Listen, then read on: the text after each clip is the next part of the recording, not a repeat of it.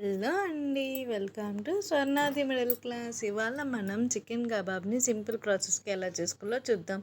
ముందుగా దీనికోసం చికెన్ అయితే తీసుకోవాలి. చికెన్ తీసుకున్న తర్వాత అందులోకి కొద్దిగా అల్లం వెల్లుల్లి పేస్ట్ వేసుకొని ఇలా అయితే మిక్స్ చేసుకోవాలి. అలా చేసుకున్న తర్వాత చికెన్ కబాబ్ మసాలా వేసుకొని చికెన్కు పట్టేలా కలుపుకోవాలి. ఆ తర్వాత కొద్దిగా సాల్ట్ అయితే వేసుకొని కూడా బాగా కలుపుకొని ఒక 15 to 20 మినిట్స్ వరకు ఫ్రిడ్జ్లో ఉంచేయాలి. అలా ఉంచిన తర్వాత మనమైతే ఒక ప్యాన్ అయితే పెట్టుకొని ఆ ప్యాన్లో ఆయిల్ అయితే వేసుకొని వేడి చేసుకున్న తర్వాత ఒక 15 to 20 మినిట్స్ వరకు ఆ చికెన్ అయితే మనం వేయించుకుంటే అంతే అండి. ఎంతో ఈజీగా మనకైతే చికెన్ కబాబ్ అనేది రెడీ అయిపోతుందండి.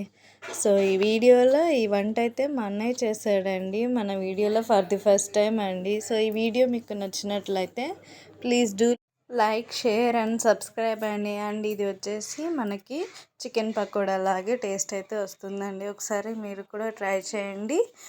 ఎలా వచ్చిందో కామెంట్ చేయండి.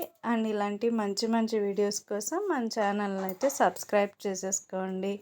అండ్ ఇలాగే మరిన్ని ఇంట్రెస్టింగ్ వీడియోస్ కోసం మన ఛానల్ని ఫాలో అయిపోండి.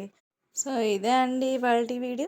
సో ఇలా అంతా చికెన్ అంతా వేగిన తర్వాత మనం ఇలా ప్లేట్లోకి తీసుకుంటే అంతే అండి, చికెన్ కబాబ్ అనేది మనకి రెడీ అయిపోతుంది.